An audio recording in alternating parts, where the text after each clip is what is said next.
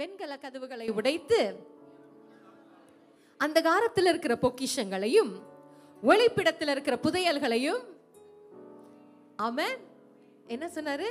வெண்கல கதவுகளை உடைத்து இருப்பு தாழ்பாள்களை வெண்கல கதவுகளை உடைத்து அறிக்கை செய்வோம். இருப்பு தாழ்பாள்களை முறித்து அந்த காலத்தில் உள்ள பொக்கிஷங்களாயும் ஒளிப்பிடத்தில் உள்ள புதையல்களாயும் உனக்கே நான் கொடுப்பேன், உனக்கே நான் கொடுப்பேன், உனக்கே நான் கொடுப்பேன். சொல்லுவோமா? உனக்கே நான் கொடுப்பேன். நான் உனக்கு முன்னே போய் கோணலானவைகளை செவ்வையாக்குவேன். நான் உனக்கு முன்னே போய் கோணலானவைகளை செவ்வையாக்குவேன். ஹல்லேலூயா, ஹல்லேலூயா. அப்ப இந்த வருஷம் ஆண்டவர் நமக்கு வெண்கல கதவுகளை உடைத்து இருப்பு தாழ்பால்களை முறித்து அந்த காலத்தில் இருக்கிற பொக்கிஷங்களையும் ஒளிப்பிடத்தில் இருக்கிற புதையல்களையும் தருவேன், கொடுப்பேன் என்று சொன்ன தெய்வம் அதை நான் செய்வதற்கு முன்பாக என்ன செய்ய போகிறாரா? சொல்லுங்க. நான் உனக்கு அதை சொல்லிக்கிட்டே இருக்கணும்.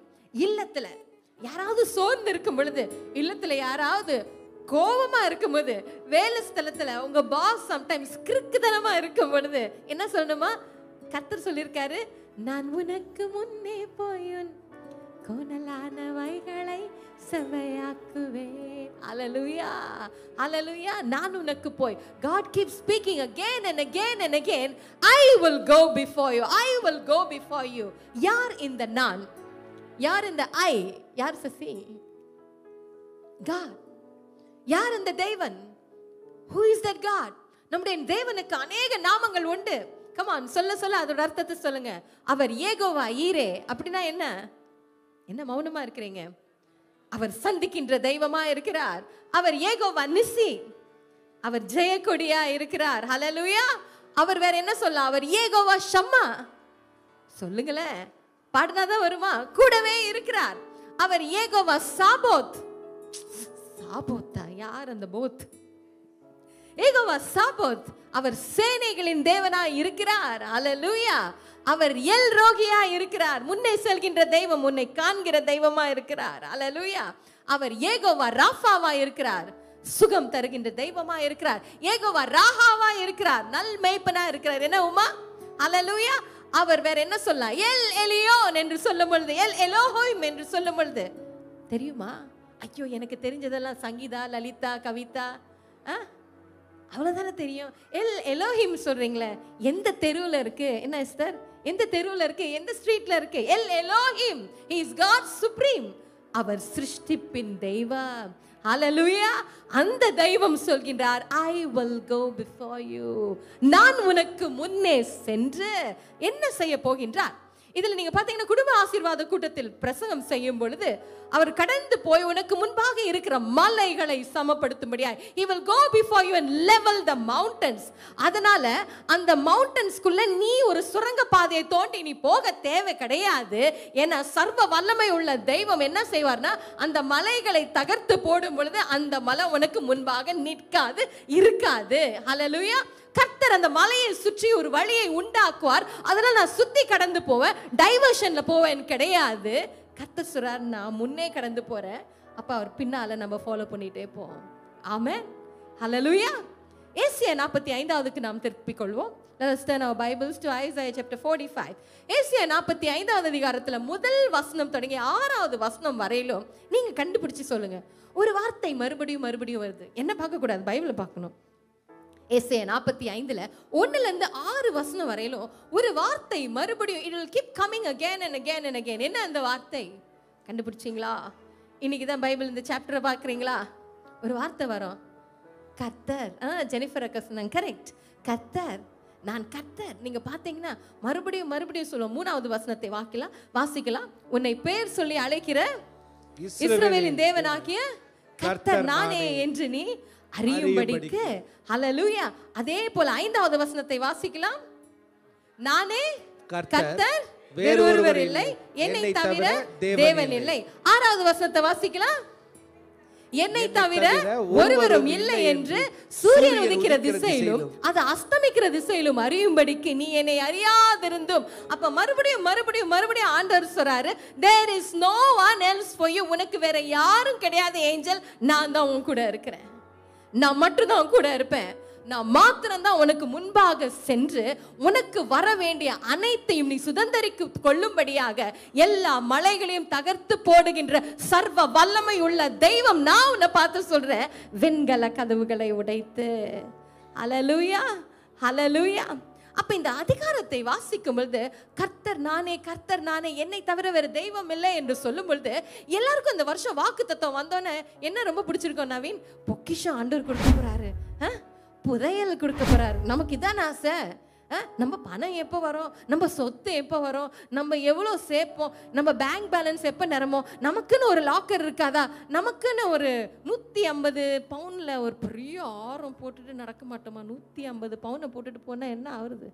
அன்னைக்கு ஒரு சகோதரன் சொல்கிறார் இல்லைம்மா, என் சகோதரிக்கு ஆரம் போட்டோம் 150 பவுனா, ஏ அப்பா ஆனந்து. அந்த மாதிரி சித்ரா போட்டு விட்டா எப்படி இருக்கும், நடந்தே வர முடியாது, தூக்கிட்டு தான் வரணும். ஹல்லேலூயா. நம்முடைய எண்ணங்கள் எல்லாம் ஐயா அதெல்லாம் வரும்பா. ஆனா ஆண்டவர் சொல்றார் ஒரு சீக்கிரட்டான வார்த்தை என்று பேசிக்கொண்டே இருந்தார். ஆங்கிலத்தில் 5வது வசனத்துல வாசிக்க போகிறோம். இதே வசனம் தமிழ்ல 6வது வசனத்துல வரும். ஒரு முக்கியமான ஒரு வார்த்தை வருகிறது. 6வது வசனத்துல வாசிப்போமா. என்னை தவிர ஒருவரும் இல்லை என்று சூரியன் உதிக்கிற திசையிலும் அது அஸ்தமிக்கிற திசையிலும் அறியப்படும்படிக்கு நீ என்னை அறியாதிருந்தும் நான் உனக்கு இடைக்கட்டு கட்டினேன். என்னவா, நான் உனக்கு இடைக்கட்டு கட்டினேன். இந்த வார்த்தை தான் எங்கள் கண்களுக்கு முன்பாக வந்து கொண்டே இருந்துச்சு. what do you mean by நான் உனக்கு இடைக்கட்டு கட்டினேன்? உண்மையை சொல்லுங்க. இப்ப நான் உங்களை பார்த்து கேட்கிறேன், நான் உனக்கு இடைக்கட்டு கட்டினேன். எல்லாரும் அல்லேலூயா சொல்றாங்க, அதனால நானும் அல்லேலூயா சொன்னேன். அதுதானே உண்மை? உண்மையை சொல்லுங்கப்பா. இப்ப புரிஞ்சுச்சா உஷா? நான் உனக்கு இடைக்கட்டு கட்டினேன், எல்லாரும் அல்லேலூயா சொன்னாங்க, அதுவும் நானும் ஆனந்தும் சேர்ந்து எல்லாரும் சேர்ந்து அல்லேலூயா. அதானே உண்மை? உண்மையா இல்லையாவா? அப்பா உண்மைதான் இல்லையா? நான் உனக்கு இடைக்கட்டு கட்டினேன் என்ன அர்த்தம்? ஆங்கிலத்தில் வாசிக்கலாம். 5வது வசனத்தை வாசிக்கலாம். Hansi Wasima. I am the Lord, there is no other, there is no God beside me, I will. அப்ப அங்க ஒரு வார்த்தை வருது. continue reading. hallelujah. வேற ஏதாவது வெர்ஷன் வச்சிருக்கீங்களா? NIV version, ESV version, American standard version நான் வாசிக்கிறேன். நீங்க பாத்தீங்கன்னா இதுல வந்து சொன்னீங்க பாத்தீங்கன்னா இடைக்கட்டு கட்டினேன் என்று சொல்லும்போது ஆங்கிலத்துல சொல்லுது I have girded you. அது மட்டும் இல்ல, இன்னொரு டிரான்ஸ்லேஷன் சொல்லுது I have strengthened you. நான் உன்னை பலப்படுத்துறேன். அடுத்தது சொல்கின்றது நான் உன்னை யுத்தத்துக்காக equip பண்றேன். அப்ப ஒரு யுத்தத்துக்கு போகும்போது, ஒரு போருக்கு போகும் பொழுது உனக்கு என்ன ஆயுதம்லாம் வேணும்னா அந்த ஆயுதங்களை கொடுத்து நான் உன்னை ஆயத்தப்படுத்துகிறேன். அது மட்டுமல்ல, உனக்கு தேவையான பலத்தை எப்ப எந்த நேரத்துல உனக்கு எந்த பலன் தேவையோ அதை உனக்கு கொடுக்கிறேன். சரி, இதுக்கும் அதுக்கும் என்ன சம்பந்தம்? what do you mean by இடைக்கட்டு? இடைக்கட்டு என்று சொன்னால் என்ன? அந்த நாட்களில் நீங்க பாத்தீங்கன்னா அவர்கள் நீளமான அங்கிகளை போட்டிருப்பாங்க. சரியா? அந்த நீளமான அங்கிகளை போடும் பொழுது ஒரு யுத்தத்துக்கு போகும் பொழுது அந்த அங்கியில பாத்தீங்கன்னா 3ஆ பிரிஞ்சிருக்கும். 1 2 3 ரைட்டா? அது வந்து நடந்து போகும்போது வரும்போது அங்கங்க மாட்டிக்கும். அப்ப அதுக்கு என்ன செய்வாங்கன்னா இந்த இடுப்பை சுத்தி அப்படியே மூடுற மாதிரி ஒன்றை கட்டுவாங்க. என்னது? ஆண்கள்லாம் போட்டிருக்கீங்களே, சொல்லுங்க என்னது? ஐயா இது தாயா இடைக்கட்டு கட்டினேன். ஆமாம், ஒரு கச்சை ரைட்டா, ஒரு இடைக்கட்டு, ஒரு பெல்ட். அப்ப அந்த பெல்ட்டை போட்டோன்னே அந்த 3ஆ தொங்குற அந்த துணி இருக்குல்ல, அந்த அங்கி, அதை எடுத்து அப்படியே உள்ளுக்கு சொருவிக்குவாங்க, ஃபோல்ட் பண்ணிக்குவாங்க. புரியுதா நான் சொல்றது? இன்னைக்கு ஆண்டவர் சொல்றாரு, உன்னை சுத்தி அப்படியே நான் ஒரு பெல்ட் மாதிரி போடுறேன். என்ன அந்த பெல்ட்? சரி, இந்த வசனத்தை யாருக்கு பேசினார், எதற்காக பேசினார்? கோரேஷ் ராஜாக்கு பேசினார். பேசும்போது என்ன சொல்றாருன்னா, நீ தான் என் ஜனங்களை விடுவிக்க போற, அதனால நான் உன்னை அபிஷேகம் பண்ண போறேன். நான் உனக்கு முன்னே சென்று கோணலானவைகளை செவியாக்க போறேன். ஏன் இந்த கோரேஸ்க்கு இதை சொல்றாருன்னா, கோரேஸ்க்கு அவன் தேவனை அறியாத மனுஷன். ஆனா ஆண்டவர் அவனை பார்த்து சொல்லும்போது தீர்க்க தரிசனம் வருகுது, மகா பரிசுத்த ஸ்தலத்திலிருந்து உன்னை நான் அப்படியே இந்த இடுப்பு பகுதியில் அப்படியே நான் மூட போறேன். ஒரு சரீரத்துல, ஏமா ஒரு சரீரத்துல இந்த இடுப்பு உடஞ்சிச்சுன்னா அந்த சரீரம் நிக்குமா? ஒரு சரீரத்துல எது ரொம்ப முக்கியம்? நம்ம இடுப்பு. அதனால தான் திடீர்னு இடுப்பு வலி வந்துச்சா நவரவே முடியாது, உட்காரவே முடியாது, நிக்க முடியாது, நடக்க முடியாது. கரெக்டா? இப்ப ஆண்டவர் சொல்றாரு, இதுக்கு ஒரு அர்த்தம் உண்டு. அப்ப இந்த கோரேஷ் ராஜாக்கு மகா பரிசுத்த ஸ்தலத்துல இருந்து ஒரு அரசனின் அதிகாரத்தை அப்படியே அவன் மேல போடுறாரு. புரியுதா? ஹல்லேலூயா. அந்த அதிகாரம் அவன் மேல அப்படியே அந்த ஒரு பெல்ட் மாதிரி வரும் பொழுது அவனுக்குள்ள ஒரு விசேஷித்த வல்லமை வரும். அவனுக்குள்ள யுத்தங்களையும் போர்களையும் சந்திக்கிறதுக்கு ஒரு தைரியம் கடந்து வரும். ஹல்லேலூயா. அவனுக்குள்ள நீங்க பாத்தீங்கன்னா எந்த காரியத்துல கையிட்டு செய்யும் பொழுது, கால்நடையா நடக்கும் பொழுது அந்த இடத்துல கர்த்தர் ஜெயத்தை அவனுக்கு கொடுப்பார். ஹல்லேலூயா. இந்த வார்த்தை கோரேஸ்க்குல, இந்த வார்த்தை உனக்கு. ஆமென். சொல்லுங்க, இந்த வார்த்தை எனக்கு. இந்த வார்த்தை இன்னைக்கு என்னோட இடுப்பு பகுதியில், என்னோட சரீரத்தில் கர்த்தருடைய விசேஷித்த அணைப்பு எப்படி வருதுன்னா, ஒரு ராஜரீக அபிஷேகமா எனக்குள்ள கடந்து வருது. ஆமென். அப்ப you are going to get ready for something extraordinary this year. Hallelujah. கர்த்தர் உன்னை இன்னைக்கு அழைத்து கொண்டு வரார்னா, உன்கிட்ட பேசுறார். கர்த்தர் என்று அசாதாரணமான காரியத்தை உன்னுடைய வாழ்க்கையில அவர் சொல்றாரு. நான் சொல்யூஷனை முத வச்சிட்டேன். ஆமென். அநேக பிரச்சனைகள் வரலாம், நீ சந்திக்கலாம். ஆனா சொல்யூஷன் இஸ் ஆல்ரெடி there. என்னவா? உனக்கு உன்னோட இடுப்பு பகுதியில I have girded you, I have strengthened you, I have armed you. என்னவா? உன்னை இடை கட்டி வச்சிருக்கேன். நீ வரப்போற ஒவ்வொரு பிரச்சனையிலும் நான் உன் கூட இருந்து ஜெயத்தை நான் கொடுப்பேன். உன்னை பலப்படுத்துவேன். எந்த நேரத்துல உனக்கு எந்த பலன் தேவையோ அதனால் உன்னை நான் நிரப்புவேன். ஆமென். உனக்கும் எனக்கும் வந்திருக்கிறது வெறும் ராஜரீக அபிஷேகம் கிடையாது. நான் நினைக்கிறேன் கர்த்தர் நம்ம எதற்கு ஆயத்தப்படுத்துறாருன்னா, உன்னை அவருக்காக அவர் தெரிந்து கொண்டிருக்கிறார். இங்க அமர்ந்திருக்கிற யாரும் சொல்ல முடியாது என் ஆண்டவர் தெரிந்து கொள்ளல. நோ.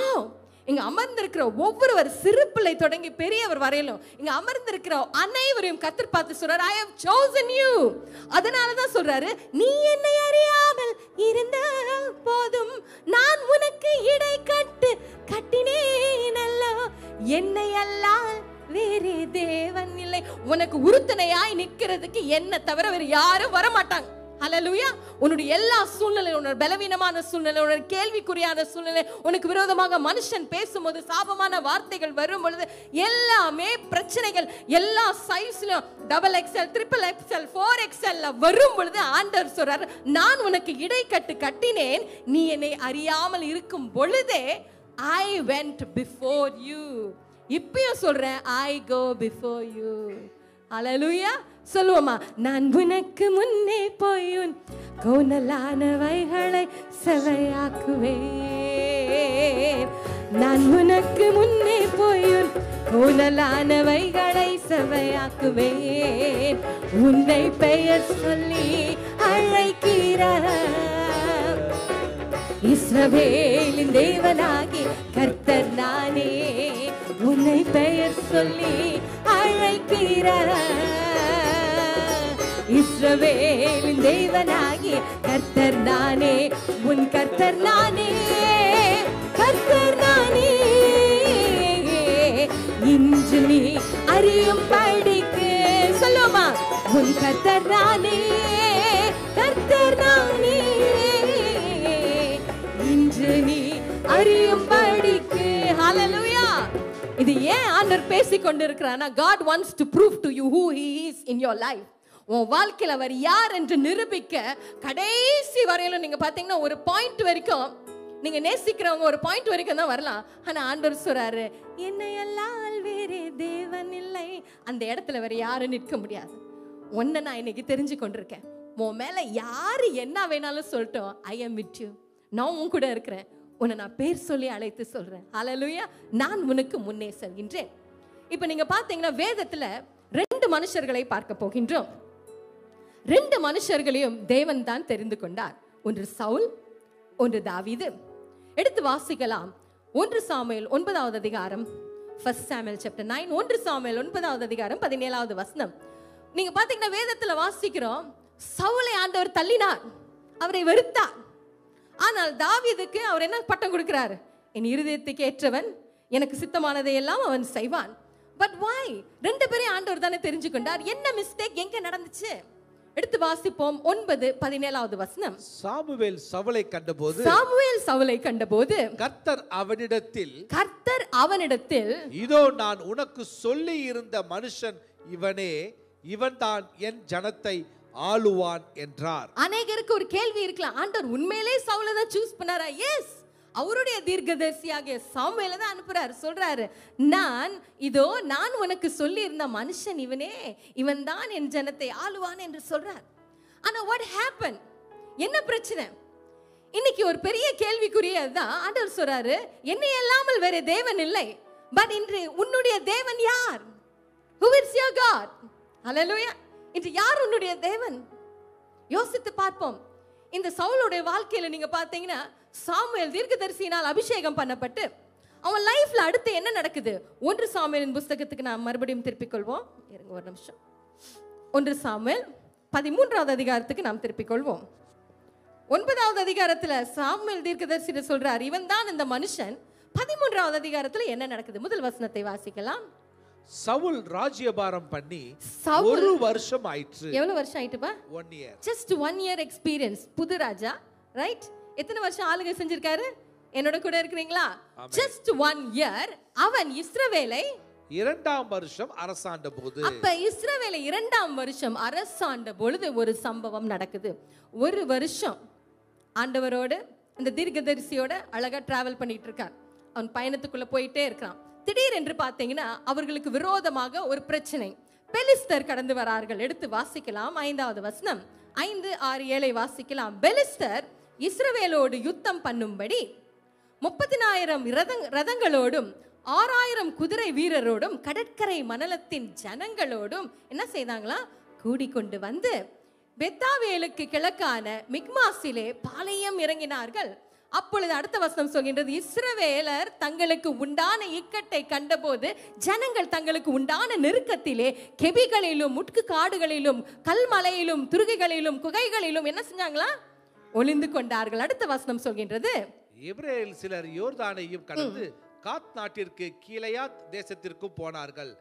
சவுலோ இன்னும் கில்காலில். அப்ப சவுல் எங்க இருக்கிறான்? கில்காலிலே அங்க இருந்தான். சகல ஜனங்களும் பயந்து கொண்டு அவனுக்கு பின் சென்றார்கள். அப்ப அவனை ஃபாலோ பண்றாங்க. இங்க ஒரு ராஜா இருக்கிறாரு, நம்மளை நடத்துவார், நம்மளை பாதுகாத்துக் கொள்வார். 8வது வசனம் சொல்கின்றது, அவன் தனக்கு சாமுவேல் குறித்த காலத்தின்படி 7 நாள் மட்டும் காத்திருந்தான். சாமுவேல் கில்காலுக்கு வரவில்லை. அல்லேலூயா. ஜனங்கள் அவனை விட்டு சிதறி போனார்கள். என்ன நடக்குது? ஜனங்கள்லாம் அவன் பின்னால வராங்க, அவன் நடத்தணும். ஆனா சாமுவேல் தீர்க்கதரிசி ஏற்கனவே சொல்லிட்டாரு, என்னவா? ஏன்னா கர்த்தர் சொல்றாருல, ஒரு பிரச்சனைக்கு முன்பாக ஒரு சொல்யூஷனை நான் ஏற்கனவே ஆயத்தம் பண்ணிட்டேன். 7 நாள் காத்திரு, நான் வந்துருவேன். என்ன சொல்றாரு? 7 நாள். பிரச்சனை அதிகரிக்குது. எதிரி எல்லா இடத்துலையும் சுத்தி இருக்கிறான். இதை பார்த்தோன்னே சவுல் என்ன செய்யறான்? அவன் பார்க்கறான், தீர்க்கதரிசி இன்னும் வரல. ஏன்னா தீர்க்கதரிசி வந்தா தான் விண்ணப்பம் செய்வார், பலி செலுத்துவார், ரைட்டா? கர்த்தரிடத்தை கேட்பார், அப்பதான் நமக்கு ஒத்தாசை வரும். என்ன நடந்துச்சு? அந்த டைம்ல ஜனங்கள்லாம் பயந்து அங்கங்க சிதறாங்க. everything was upside down. அடுத்த வசனத்தை வாசிக்கலாம். 9வது வசனம். அப்பொழுது சவுல் சர்வாங்க தகன பலியையும் சமாதான பலியையும் என்னிடத்தில் கொண்டு வாருங்கள் என்று சொல்லி சர்வாங்க தகன பலியை செலுத்தினான். அவன் செய்தது ரைட்டா ராங்கா? சர்வாங்க தகன பலியும் சமாதான பலியையும் யார் செலுத்த வேணும்? இது யாரோட வேலை? இப்ப எல்லாருக்கும் ஒவ்வொரு வேலை இருக்கும், ரைட்டா? ஒரு டீச்சருக்கு சொல்லி கொடுக்கிற வேலை, ரைட்? ஒரு வேற என்ன சொல்லலாம், ஒரு லாயருக்கு வழக்காடுகிற ஒரு வேலை, அப்படியே சொல்லி கொண்டு போகலாம். அப்ப ஒரு ஆசாரியனோட வேலை, ஒரு தீர்க்கதரிசியோட வேலையை சவுல் ராஜா எடுத்து செய்தது சரியா தவறா? சரியா தவறா? அடுத்த வசனத்தை வாசிக்கலாம். 10வது வசனம் சொல்கின்றது, அவன் சர்வாங்க தகன பலியிட்டு முடிக்கிற போது என்ன நடந்துச்சப்பா? இதோ சாமுவேல் வந்தான். இதோ யார் வந்தா? சாமுவேல். அது எத்தனாவது நாள்? 7வது நாள். சாமுவேல் என்ன சொன்னாரு? 7 நாள் வெயிட் பண்ணு. அந்த 7 நாள் வர வேண்டிய ஆன்சர் அது மேபி 6 மணியா இருந்திருக்காது, அது 12 மணியா இருக்கலாம், அது 7 மணி ஈவினிங்கா இருக்கலாம், அது நைட் 11:59 இருக்கலாம். ஆனா ஆண்டவர் சொன்னார்னா கரெக்டான அந்த நாள்ல அந்த நேரத்துல அவர் வருவார். ஆமென், ஆமென். ஏன்னா உனக்கு முன்பாக செல்கின்ற தெய்வம் உன் லைஃப்ல ஒரு தீர்வை ஏற்கனவே அவர் ரெடி பண்ணி வச்சிட்டார். அதனால பிரச்சனை வரும் பொழுது நீ என்ன செஞ்சிருக்கணும்? இந்த சவுல் என்ன செஞ்சான்? 1 வருஷ காலமா என்னை நடத்தினாரே, அற்பமா இருந்த மனுஷனாகிய என்னை தேவன் அபிஷேகம் பண்ணினாரே, இந்த சூழ்நிலையில என்னை எப்படி கைவிடுவார்? நிச்சயம் அவருடைய தீர்க்கதரிசி எனக்காக அனுப்புவார் என்ற அவனோட எண்ணம் எங்க போச்சு? What did he do? தொடர்ந்து வாசிக்கலாம். இதோ சாமுவேல் வந்தான், சவுல் அவனை சந்தித்து வந்தனம் செய்ய அவனுக்கு எதிர்கொண்டு போனான். அடுத்த வசனத்தை வாசிப்போம். நீர் செய்தது என்ன என்று சாமுவேல் கேட்டதற்கு, சவுல் ஜனங்கள் என்னை விட்டு சிதறி போகிறதையும் குறித்த நாட்களின் திட்டத்திலே நீர் வராததையும் பெலிஸ்தர் மிக்மாசிலே கூடி வந்திருக்கிறதையும் நான் கண்டபடியாலே, இவ்வளவு பிரச்சனை நெருக்கம் அப்படி வந்துட்டு இருக்கே, நீங்க இன்னும் வரலையே, அதை நான் கண்டபடினாலே கில்காலிலே பெலிஸ்தர் எனக்கு விரோதமாய் வந்து விடுவார்கள் என்றும் நான் இன்னும் கர்த்தருடைய சமூகத்தை நோக்கி விண்ணப்பம் பண்ணவில்லை என்றும் எண்ணி துணிந்து சர்வாங்க தகன பலியை செலுத்தினார். ஆமென். அடுத்த வசனம் சொல்கின்றது, சாமுவேல் ஒரு பதில் சொல்றாரு. எல்லாரும் வாசிங்க. சாமுவேல் சவுலை பார்த்து புத்திமானாய் செய்தி. Very good. நான் வரதுக்கு முன்னாடி நீ எல்லாத்தையும் செட்டில் பண்ணிட்ட. No, God's ways are God's ways. கர்த்தருடைய வழிகள் அவருடைய பேட்டர்ன் பிரகாரம் தான் நீயும் நானும் போனோம். சவுல் செய்தது என்ன தவறு? முதல் தவறு, அவன் கீழ்ப்படியவில்லை. ஆமென், ஆமென், ஆமென். நீங்க பாத்தீங்கன்னா வேதத்துல முதல் கடவுள் தேவன் கர்த்தர், அதற்கு பிறகு ஆண்டவர் ஒரு தீர்க்கதரிசி அந்த நாட்களில் வைத்திருந்தார், ஒரு ஊழியக்காரன், அவனுடைய பேர் தான் ஏலி. அந்த ஏலி கிட்ட தான் அன்னாள் சாமுவேலோட தாய் வந்து யாரை போய் விடுறாங்க? சாமுவேல், சின்ன சாமுவேலை போய் விடுறாங்க ஷீலோல. ஞாபகம் இருக்கா? ரைட்டா?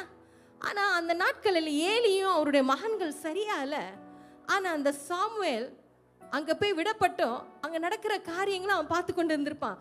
அது மட்டும் இல்லை, ஆண்டவர் அவனை எழுப்பி அநேக காரியங்கள் அந்த குடும்பத்தை பற்றி சொல்லும் பொழுது கூட அவன் வந்து என்னைக்குமே சொல்ல அவங்க அம்மாட்ட, என்னை கூட்டிட்டு போயிருங்க, இந்த தாத்தா கீழே, இந்த தீர்க்கதரிசி கீழே, இந்த ஊழியக்காரன் கீழே இருக்க, எனக்கு அவசியம் கிடையாதுன்னு சொல்லிட்டு அவன் இருக்கல, அவன் மறுதளிக்கல, அவன் பொறுமையா காத்திருந்தான். நாட்கள் வந்தது, கர்த்தர், அடுத்தது யார் அந்த லைன்ல வந்தா? சாமுவேல். அதற்கு கீழே யார் ஆண்டவர் கொண்டு வந்தா? முதல் ராஜா சவுல், அதுதானே? ஆனா 1 வருஷம் முடிஞ்சோன்னே நம்ம சவுல் ராஜா என்ன பண்ணாரு? கர்த்தர். அடுத்தது இந்த சாமுவேல் என்ன பண்ணாரு? போயா தாத்தா. இன்னைக்கு நம்ம அதானே சொல்லுவோம், ரைட்? இன்னைக்கு ரொம்ப கஷ்டமே கிறிஸ்துவ வாழ்க்கையில கீழ்ப்படிதல். ஆமென். என் கூட இருக்கிறீங்களா? கீழ்ப்படிதல் என்றால் என்ன? எழுதி கொள்ளுங்கள். What do you mean by obedience? இன்று எல்லாருக்குமே நம்ம பிள்ளைகளுக்கு நம்ம கீழ்ப்படிதல் சொல்லி கொடுக்கிறதே கிடையாது. எப்படி உட்காரணும், எப்படி எந்திரிக்கணும், எப்படி பேசணும், யார்கிட்ட எப்படி பேசணும், எந்த நேரத்துக்கு வரணும், we don't teach. கீழ்ப்படிதல் என்று சொன்னாலே ஒருவருக்கு இல்லை என்றால் ஒரு அதிகாரத்துக்கும் ஒரு கட்டளைக்கும் நம்ம என்ன செய்யறோமா? அடிபணிந்து. புரியுதா? அடிபணிந்து. என்ன? இப்படியா அடிபணிந்து நம்ம அந்த இடத்துல நம்மளை நிலைநாட்டுறோம், பொசிஷன் பண்றோம். அப்ப அந்த பொசிஷன்ல இருந்து நம்ம நகரக்கூடாது. அந்த ஸ்தலத்துல இருந்து நகராமல் அந்த தலைமைத்துவத்துக்கும் அந்த அதிகாரத்துக்கும் அந்த கட்டளைக்கும் நம்ம கரெக்டா அதே பொசிஷன்ல நிலைச்சு அப்படியே இருக்கிறோம்ல, க்ளூ ஒட்டி எப்படி இருந்தா அப்படியே வெளியே வர முடியாம இருக்கோம்ல, அதுக்கு பேர் தான் கீழ்ப்படிதல். நான் சொல்றது புரியுதா? என் கூட இருக்கிறீங்களா? அப்ப கீழ்ப்படுகிற ஒரு மனுஷனா என்ன அர்த்தம்னா, அவங்க அப்படியே நம்புவாங்க. ரைட்? கர்த்தருடைய வார்த்தை சொல்லுது, இரவும் பகலும் வேதத்தை தியானி. அப்ப உஷா நாம நீ என்ன செய்யற? கீழ்ப்படுகிறவங்க எப்படி இருப்பாங்க? அவங்க விசுவாசமா இருப்பாங்க. அவங்க கேட்கிற வார்த்தைய அவங்க என்ன செய்வாங்கன்னா அப்படியே நம்பி அந்த வார்த்தைக்கு அப்படியே அடங்கி அப்படியே ஃபுல்லா அர்ப்பணிப்பாங்க. இதற்கு பேர் தான் கீழ்ப்படிதல். என் கூட இருக்கிறீங்களா? ஆனா இந்த சவுலுக்கு சாமுவேலுக்கு காத்திருக்க டைம் இல்லை, நேரம் இல்லை, டைம் ஓடுது. இன்னைக்கு அதான் சொல்றோம். ஆனா அவனுக்கு எத்தனை வருஷம் ராஜா எக்ஸ்பீரியன்ஸ் சொல்லுங்க? 1 வருஷம். சாமுவேலுக்கு எத்தனை வருஷம் ஒரு தீர்க்கதரிசியாக இருந்த அனுபவம்? சிறு பிராயத்துல இருந்து யோசித்து பாருங்க. இன்னைக்கு நமக்கு வந்து தேவ ஊழியர்களுடைய ஆலோசனைனா பிடிக்காது. ஒரு தேவ மனுஷனோட ஆலோசனை நமக்கு எப்போ பிடிக்கும்னா, நம்ம முத அந்த ஆலயத்தில் வரும்போது பிரச்சனையோட வரோம்ல, அப்போ ரொம்ப இன்ட்ரெஸ்டா இருக்கும். ஆனா நாட்கள் போக போக ஆலோசனை கேட்க பிடிக்காது. அப்ப நீ தேவ ஆலோசனை நீ வெறுக்கும் பொழுது நீ யார உதறி தள்ளுறனா, அந்த ஊழியக்காரன் ஊழியக்காரியை கிடையாது, அந்த ஆலயத்தை கிடையாது, நீ தேவனையே நீ ரிஜெக்ட் பண்ற. ஆமென். ஏன் ஆண்டவர் ஒரு ஊழியனை வைத்திருக்க வேண்டும்? எதற்காக வைத்திருக்க வேண்டும்? அவர்கள் தேவனிடத்தில் ஒவ்வொரு நபருக்காகவும் கும்பல்ல ஆண்டவர் பதில் சொல்ல மாட்டார். ஒவ்வொரு நபருக்கும் ஆண்டவர் என்ன ஸ்பெஷலா கஸ்டமைஸ் பண்ணி ஸ்பெஷலா என்னென்ன ஆலோசனை வச்சிருக்காரோ அதை ஆண்டவர்கிட்ட கேட்டு பெற்று அந்த ஆலோசனையை கொடுப்பாங்க. ஆமென், ஆமென். அப்ப நீ ஆலோசனையை நீ கீழ்ப்படியாமல் போகும் பொழுது நீ ஊழியக்காரனை ரிஜெக்ட் பண்ணல, நீ தேவனை ரிஜெக்ட் பண்ற. ஹல்லேலூயா. நீங்க பாத்தீங்கன்னா கீழ்ப்படிதல் முக்கியமா, ரொம்ப முக்கியம்.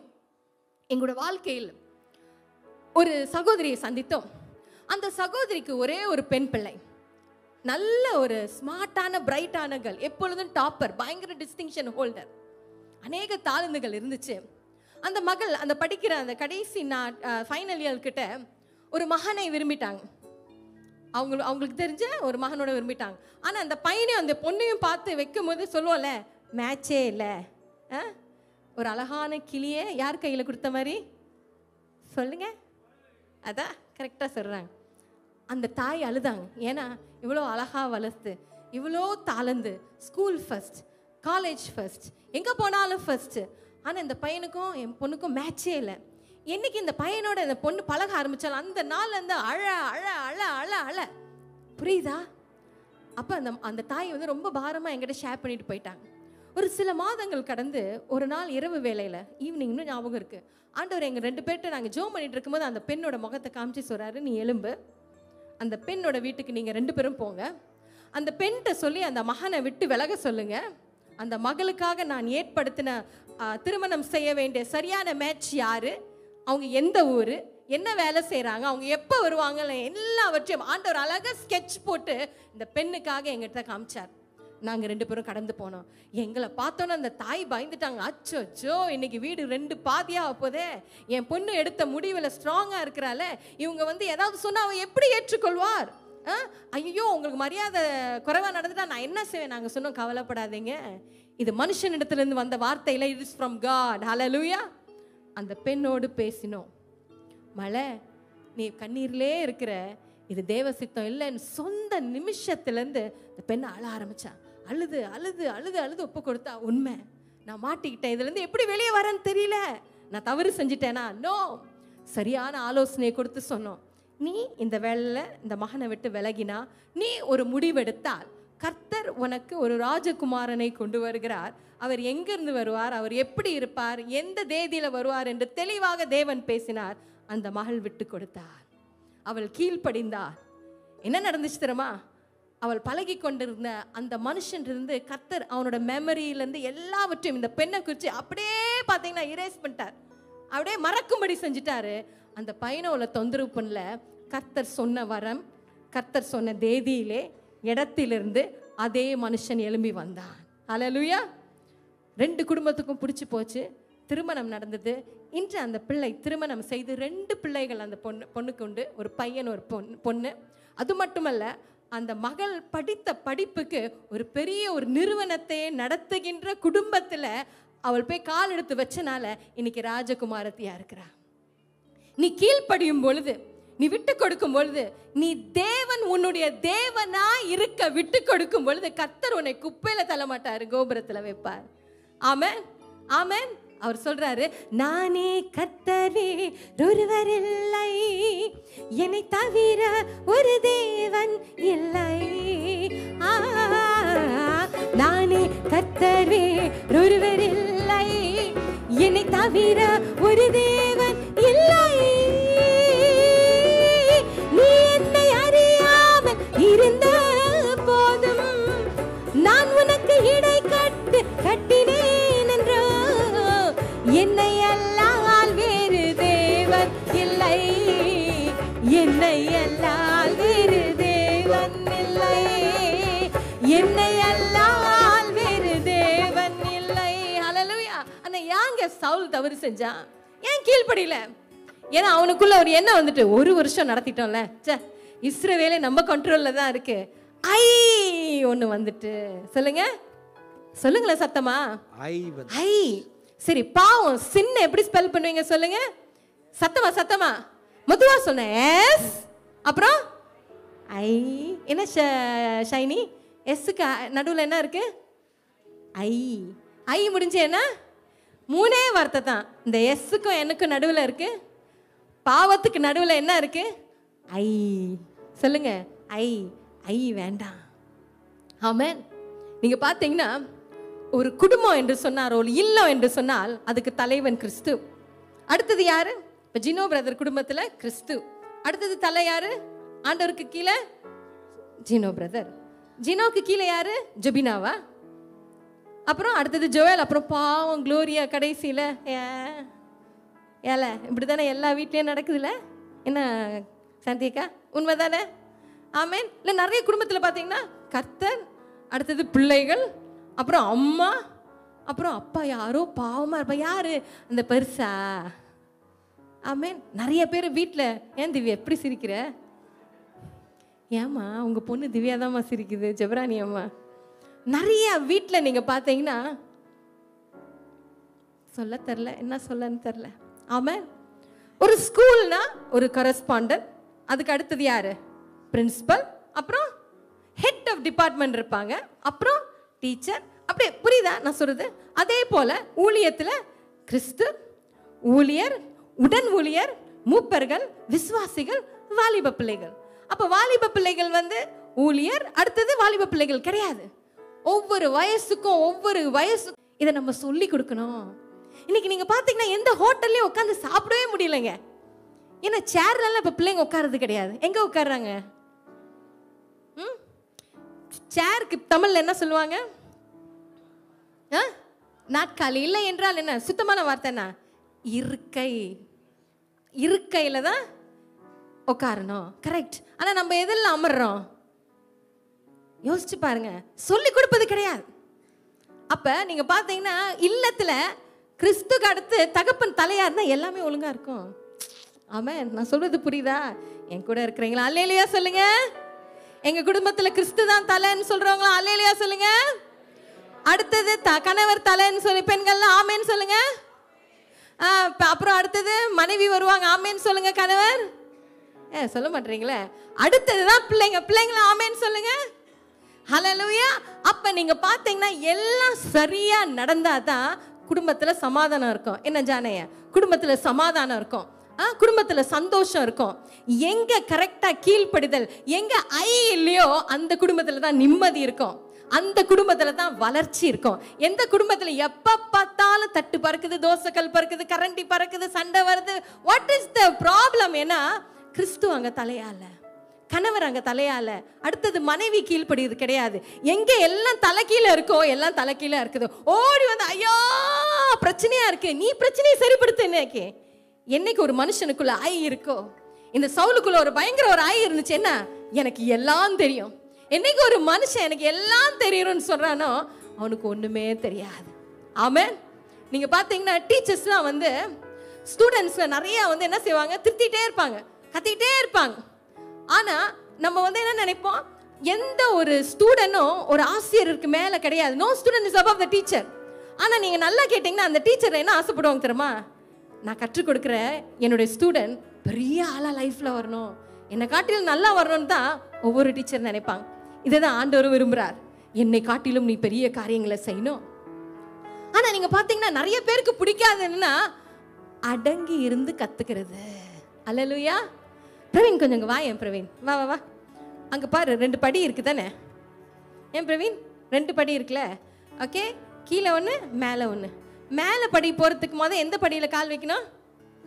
சொல்லு, சத்தமாக சொல்லு. சும்மா நேராக மேலே கால் வச்சு பாரு, நல்லா வை பெருசா. திடீர்னு ஸ்லிப் ஆகணும், என்ன ஆகும்? மூக்கு சப்பையாயிரும். மூக்கு சப்பையாயிரும். புரியுதா நான் சொல்றது? உட்காருப்பா. தேங்க்யூ. மேல் படிக்கு முதலானது கீழ்படி. பக்கத்தில் சொல்லுங்க, மேல் படி போகணுமா, மேல் படி போகணுமா, கீழே போகணும். நிறைய பேருக்கு வந்து ஒரே சந்தோஷமாயிட்டு இப்போ நம்ம ஒரு பாட்டு பாடுறோம்ல, ஏ மைனர். இப்போ நம்ம ஒரு பாட்டு பண்ணோம், அந்த பாட்டு எப்ப பார்த்தாலும் பாடுது, நான் எலும்புகள் உருவாகல, அப்புறம் நரம்புகள் உருவாகல, என்னுடைய தசைகள் ஆனா என்ன குறிச்சு அண்ணன் சொன்னாரு என்னவா, தரிசனம் உருவான. அப்பா பெரிய தரிசனம், உண்மையா தரிசனம். ஆனா அந்த தரிசனம் விளங்குறதுக்கு நம்ம என்ன செய்யணும்? எலும்பு வரணும், அப்புறம் நரம்பு வரணும், அப்புறம் என்ன வரணும்? எல்லாம் தசை சதை எல்லாம் வரணும். இப்ப யோசிச்சு பாருங்க, வெறும் எலும்பு கூட சபை ஃபுல்லா உட்கார்ந்துருக்கு, உங்க பக்கத்துல ஒரு எலும்பு கூட இருக்கு, லெஃப்ட் ரைட்ல, எப்படி இருக்கும்? சொல்லுங்க சொல்லுங்க. நம்ம அப்படித்தான் நினைக்கிறோம், ஒண்ணுமே தெரியல, புரியுதா? ஒண்ணுமே இல்ல. சொல்லுவோம்ல சில பிள்ளைங்க, ஏமா சும்மா இருப்பா, ஏப்பா சும்மா இருப்பா, எனக்கு தெரியும்பா. அதுக்கு ஒரு ஆம்லெட் கூட போட தெரியாது, ஆனா அது வந்து பேசும். என்ன ஜோசபின் சொன்னாங்க, ஆமா கரெக்ட்னு. அது பேசும், நீ செய்யறது தப்புமா. இன்னைக்கு அப்படிதான் நம்ம இருக்கிறோம். இப்படிதான் சவுல் இருந்தார், வெறும் எலும்பு கூட சுத்திட்டு இருந்தார். அதனாலதான் ஆண்டவர் ரிஜெக்ட் பண்ணார். புரியுதா? யோசிச்சு பாருங்க, எலும்பே இல்லை, வெறும் நரம்பு மட்டும் தொங்கிக்கிட்டு இருக்கு. சபையில வந்து உட்காராங்க ஆத்துமா, அந்த குடும்பம் நரம்பு குடும்பம், அந்த குடும்பம் எலும்பு குடும்பம். நான் தரிசனம் நிறைவேறதுக்கு நீங்க பாத்தீங்கன்னா எல்லாம் சொல்லுவாங்க, என்கரேஜ் பண்ணுப்பா, அவங்க நல்லா செய்யறாங்கப்பா, சூப்பரா செய்யறாங்க. எஸ், ஆனாலும் எல்லாவற்றுக்கும் ஒரு காலகட்டமும் இருக்கு. ஆமென். ஆண்டவர் உன்னை உருவாக்கி வெளியே ஷேப் பண்ணி கொண்டு வரும்போது, நிறுத்தும் பொழுது நீ எல்லாவற்றிலும் முற்றிலும் தேறினவளாய் நீ இருப்பாய். நீ வெட்கப்படும்படியாய் ஆண்டவர் விடவே மாட்டார். ஆமென். Never never. எங்களுக்கு தெரிஞ்ச ஒரு பெரிய ஒரு ஸ்தாபனத்துல ஒரு மனுஷன் போய் ஒரு ஊழியத்திற்காக விட்டு கொடுத்து ஒப்பு கொடுத்தார். இது ஒரு 50 வருஷத்துக்கு முன்பு நடந்த ஒரு ஸ்டோரி. அப்ப நீங்க பாத்தீங்கன்னா அந்த நாட்கள் எல்லாம், அந்த நாட்கள் இந்த நாட்கள் கிடையாது, அந்த நாட்கள்லாம் ஊழியத்துல போய் சேர்றவங்களுக்குலாம் அவங்க என்ன வேலை திறமை கொடுப்பாங்க? உடன் ஊழியர்னா உடனே ஷர்ட் போட்டு டை போட்டு அப்படியே சூப்பரா நிக்க விட்டாங்க. என்ன செய்வாங்க? வெளியில சர்ச்சு வெளியில வர ஜனங்களை கவனிக்கணும், டீ போட்டு கொடுக்கணும், செருப்பெல்லாம், என்ன பிரின்ஸ் தம்பி, செருப்பெல்லாம் அடுக்கணும். அவங்க வேலையில எங்கேயா? வெளியில. உள்ளுக்கெல்லாம் வந்தாங்கன்னா பின்னாலே தான் நிக்க வைப்பாங்க. இது 1 வருஷம் 2 வருஷம் 3 வருஷம் ரொம்ப வருஷம் ஓடிச்சு. இதை அந்த ஊழியக்காரன் என்கிட்ட ஷேர் பண்ணார். ஒரு நாள் அந்த ஸ்தாபன தலைவரோட பேத்திக்கு திருமணம், பயங்கரமா எல்லாரும் வந்துட்டாங்க. திருமணம் நடக்க எல்லாம் ஏற்பாடு நடந்துச்சு, எல்லாம் சர்ச்சுக்குள்ள இருக்காங்க. சரியா?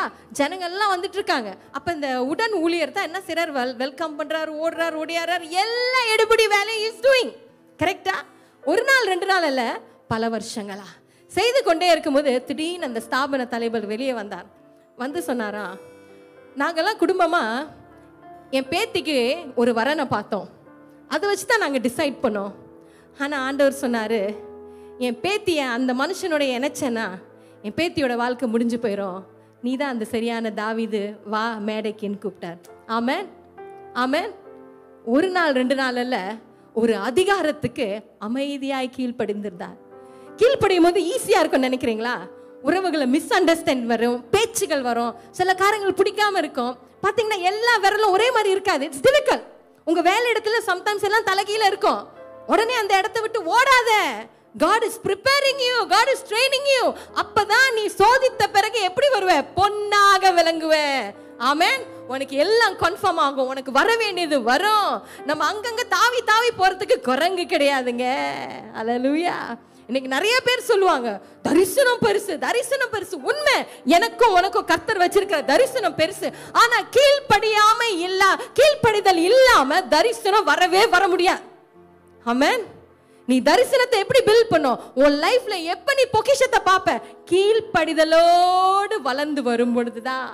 அல்லேலூயா. 3வது காரியம், உனக்கு பெருமை இருக்கவே கூடாது. என் கூட இருக்கிறீங்களா? பக்கத்துல பார்த்து சொல்லுங்க, பெருமை வேண்டாம். சொல்லுங்க, பெருமை வேண்டாம். எத்தனை வருஷம் கீபோர்ட் வாசிக்கிறீங்க? அருண்ஜி 4 வருஷமா? புரியல. 4th இருந்து. ஓ சாரிப்பா, 4th இருந்தா? 4th உங்களுக்கு அப்ப என்ன வயசு இருந்திருக்கும்? ஆமென். ரூபி அவரை முத பெண் பார்க்க வரும்போது எப்படி இருந்தாரு? இதே மாதிரி தான் வைக்கப்பட்டு இருந்தாரா ரூபி? சொல்லுமா ரூபி, ஒன்னதான் கேட்கிற ரூபி ஈஸ்வரி, சொல்லு. இப்படித்தானே இருந்தாரு. அருண் மாறவே இல்லை. ஆமென். அதனால தான் கை வைக்கும் போது அபிஷேகம் அப்படியே வந்துட்டே இருக்கு. புரியுதா நான் சொல்றது? ஆமென் ஆமென். இன்னைக்கு நம்ம விரும்புறதெல்லாம் என்ன? இந்த உலகம் பார்க்கணும், நான் பெரிய மேடையில நிக்கணும். நோ, இதுதான் சவுல் நினைச்சான். நம்ம எதுக்கு காத்திருக்கணும் சாமுவேலுக்கு? நமக்கு எதுக்கு வெயிட் பண்ணோம்? என்னைக்கு அப்படி நம்ம நினைக்கிறோமா, மேல இருந்து டைரக்டா விழுவோம். ஆமென், ஆமென். இன்னைக்கு நம்மளால ஏத்துக்கொள்ள முடியாது. யாராவது வந்து நம்மகிட்ட சொல்லும் போது, இதை இப்படி செஞ்சு பாருங்களேன், இதை இப்படி கொஞ்சம் மாத்தி பாருங்களேன், இப்படி கொஞ்சம் இம்ப்ரூவ் பண்ணுங்க. நீ யார் சொல்றதுக்கு? Except criticism. ஆமென். ஏற்றுக்கொள். பெருமை வேண்டாம், வேண்டாம். நம்ம கீழ்ப்படிந்து இருக்கும் பொழுது தாவீது இப்படிதான் இருந்தாருங்க. சவுலோட வாழ்க்கையில அவன் செஞ்ச முதல் தப்பு, அவன் கீழ்ப்படியில. அதனால அந்த கீழ்ப்படியாம அடுத்தடுத்து அவன் மனம் திரும்பாத நிமித்தம் அடுத்த காரியத்தையும் அவன் கீழ்ப்படியில. வீட்டுல போய் வாசிங்க 15வது அதிகாரத்துல. அடுத்து கீழ்ப்படியில அவன் லைஃப் எவ்வளவு வெஸ்டா போச்சுன்னா, அவனுக்குள்ள தேவனால் விடப்பட்ட ஒரு அசுத்தாவி வந்து உட்கார்ந்துச்சு. ஆமென். அது மட்டும் இல்ல, அவன் லைஃபே மாறி போச்சு. கர்த்தரால் அபிஷேகம் பண்ணப்பட்ட மனுஷன் அஞ்சனம் பார்க்கும் ஒரு பெண்ணை தேடி போறான். மந்திரம் பார்க்கும்படியாய் சூனியக்காரியை தேடி போறான். அந்த அளவுக்கு மோசமாக போகும். ஒரு மனுஷனோட வாழ்க்கையில கீழ்ப்படிதல் இல்லைன்னா, உங்க பிள்ளைங்களோட வாழ்க்கையில கீழ்ப்படிதல் இல்லைன்னா, நீங்க இப்ப அவங்கள கண்டிச்சு திருத்தாம நீங்க விட்டுட்டீங்கன்னா அவங்க லைஃபோட முடிவு எப்படி இருக்கும்? கஷ்டம். ஆமென். ஆனா தாவீது அப்படி கிடையாதுங்க.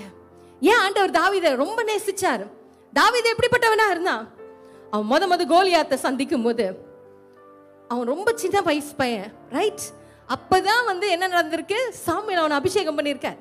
அந்த கோலியாத்தை சந்திக்கும் போது அவன் ஒரு வார்த்தை சொல்றான். அதை தான் நம்மளும் சொல்லணும். 1 சாமுவேலின் புஸ்தகம் 17வது அதிகாரம் 45வது வசனம். 1 சாமுவேல் 17:45. ஏன் ஆண்டவர் தாவீதை அதிகமாய் நேசித்தார்? What is the reason? அதற்கு தாவீது கோலியாத்தை பார்த்து சொல்றான், பெலிஸ்தனை நோக்கி, நீ பட்டயத்தோடும் ஈட்டியோடும் கேடகத்தோட என்னிடத்துல வர. அர்த்தம் என்ன தெரியுமா சொல்றாரு? கோலியாத்து, நீ பலத்தோடும் சுய பெருமையோடும் எல்லாத்தோட நீ வர, உன்னோட அனுபவத்தோட வர. ஆனா நான் அப்படி கிடையாது. நீ நிந்திக்கிற சேனைகளின் தேவனாகிய கர்த்தருடைய நாமத்தினால வர. அப்ப யோசிச்சு பாருங்களேன், அவன் அந்த கூழாங்காலை எடுத்துக்கிட்டு அந்த பேகை மாட்டிக்கிட்டு ரைட்டா அவன் நடந்து போகும்போது என்ன சொல்லியிருப்பான்? நான் உனக்கு முன்னே போயுன் கோணலானவைகளை செவ்வையா. இதுதான் சொன்னோம். ஏன் பலன் அல்ல. ஆண்டவரே, எனக்கு ஒரு பெரிய பிரச்சனை வந்திருக்குன்னா நீங்க அதோட ஆன்சரை நீங்க ஏற்கனவே ப்ரிப்பேர் பண்ணி வச்சுட்டீங்க. அவன் போகும்போதே சொல்லியிருப்பான், El Elohim, Jehovah Mekaddesh, Jehovah Nissi, El Roi. அந்த நாமத்தை சொல்லிக்கொண்டே போனது நிமித்தம். ஏன்னா அவனுக்கு தெரியும், யோசுவாவோட வாழ்க்கையில அவன் கேள்விப்பட்டிருப்பான், வாசிச்சிருப்பான். ஆண்டவர் யோசுவாட்ட சொல்றாருல, யோசுவா, நீ இந்த ராஜாக்களை வீழ்த்துவதற்கு உன் பட்டையும் உன்னோட வில்லும் தேவை கிடையாது. நான் எதை முன்பா அனுப்புறேன்? கொலவியை அனுப்புறேன்னு ஆண்டவர் சொன்னார்ல. இது நல்ல தாவீதுக்கு தெரியும். அதான் சொல்றான், எனக்கு முன்பாக ஒருவர் கடந்து போறார். அன்பு தேவ பிள்ளையே, உன் வாழ்க்கையில சம்டைம்ஸ் ஒரு ஷெல்ஃப்ல வச்சது போல உன் லைஃப் இருக்கலாம். இல்லை என்றால் உனக்கு எதிர்ப்புகள், பிரச்சனைகள் எல்லா சைஸ்ல எல்லா டைரக்ஷன்ல வரலாம். இன்னைக்கு கூட வேதனையோட தான் நான் அமர்ந்திருக்கலாம். ஆனா தாவீது பொறுமையா இருந்தான். அவன் பார்த்தீங்கன்னா யாரோட அதிகாரத்துக்கு கீழே இருந்தான் தெரியுமா? அவனை துரத்தி கொண்டிருந்த, கர்த்தருக்கு கீழ்ப்படியாத, பெருமையோட என்ற பாவத்துல இருந்த சவுலோட அதிகாரத்துக்கு தான் இன்னும் கீழ்ப்படிந்தான். ஆமென். ஆனா அவனுக்கு ஒரு 16 வயசு இருக்கும் போதே ஆண்டவர் சவுலை தள்ளிட்டாரு. அவன் தான் ஆக்சுவல் ராஜா. அவன் உடனே சவுலை தள்ளிட்டு, தட் இஸ் மை சேர், நான் உட்காரல. அவன் அமைதியா காத்து கொண்டிருந்தான். அவன் ஓடிக்கொண்டே இருந்தான், கர்த்தரை நம்பிக்கொண்டு. 2 சாமுவேலின் புஸ்தகம் 5வது அதிகாரம் 4வது வசனத்துல பாருங்க அவனுடைய ரிசல்ட் எப்படி வந்துச்சு. 2 சாமுவேல் 5:4. தாவீது ராஜாவாகும் போது 30 வயதா இருந்தான். அவன் 40 வருஷம் ராஜ்யபாரம் பண்ணினான். ஹல்லேலூயா, ஹல்லேலூயா. என் கூட இருக்கிறீங்களா? நீ உன்னை விட்டு கொடுக்கும் பொழுது ஆண்டவர் சொன்னது நடக்கும். அது டிலே ஆனாலும் ஆண்டவர் உன்னை மகிமையாய் கொண்டு வைப்பார். ஏன்னா அவர் உனக்கு முன்பாக செல்கின்றார். இன்னைக்கு நீ யோசிச்சு பாரு, உன்னுடைய லைஃப்ல யார் ராஜா? தாவீதோட வாழ்க்கையில நீங்க பாத்தீங்கன்னா, அவனுடைய மகன் ஆலயத்தை கட்டும் பொழுது அவனுக்கு ஜனங்கள் அல்ல, தாவீது தான் அநேக பொக்கிஷங்களையும் புதையல்களும் வச்சிருந்தான்னு சொல்லி வேதம் சொல்லுது. ஆமென். இன்னைக்கு நம்ம ஆசைப்படுறது பொக்கிஷமும் புதையலுக்கு. உனக்கு பொக்கிஷம் வேணுமா, புதையல் வேணுமா? கர்த்தராக விடு. நீ கர்த்தராக மாறாத. அப்படி இருக்கும் பொழுது உனக்கு வர வேண்டியதெல்லாம், முதலாவது தேவனுடைய ராஜ்யத்தை நீதியும் தேடு, எல்லாமே கூட கொடுக்கப்படும்.